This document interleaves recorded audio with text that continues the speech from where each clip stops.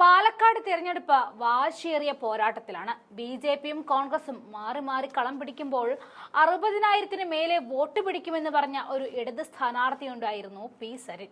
പുള്ളി ചിത്രത്തിലേ ഇല്ല. കൂപ്പുകുത്തി സരിൻ 3-ാം സ്ഥാനത്തേക്ക് തള്ളപ്പെടുകയാണ്. വോട്ടെണ്ണി മണിക്കൂറുകൾ പിന്നിട്ടിട്ടും സരിന് 2-ാം സ്ഥാനം പോലും കൈവരിക്കാൻ കഴിഞ്ഞിട്ടില്ല എന്നതാണ് സത്യം.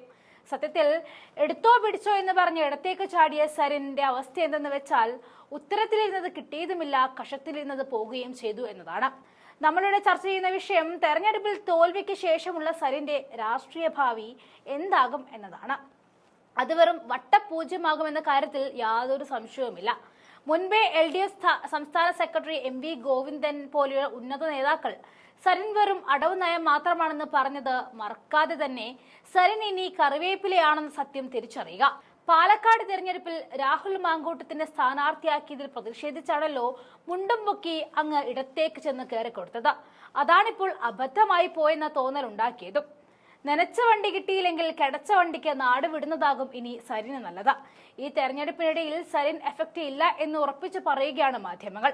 ഭരണവിരുദ്ധ വികാരം അലയടിച്ചു എന്ന് മാത്രമല്ല, പാർട്ടിക്ക് വേണ്ടി ചോരയും നീരും ഒഴുക്കിയവരെ തഴഞ്ഞുകൊണ്ട് ഇന്നലെ കയറി വന്നവന് സീറ്റ് കൊടുത്തതിലുള്ള ജനങ്ങളുടെ അമർഷം കൂടിയാണ് പാലക്കാടിലെ സരിന്റെ തോൽവി. വോട്ടെണ്ണി മണിക്കൂറുകൾ കടന്നപ്പോൾ BJPയും താഴേക്ക് പോയിരിക്കുകയാണ്.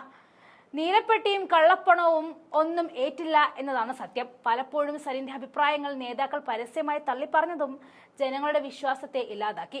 അതുമാത്രവുമല്ല, സരിന്റെയും ഭാര്യയുടെയും വോട്ടുകൾ എഴുതി ചേർക്കപ്പെട്ടതാണെന്ന ആരോപണവും ഈ വമ്പൻ തോൽവിക്ക് മറ്റൊരു കാരണമായി.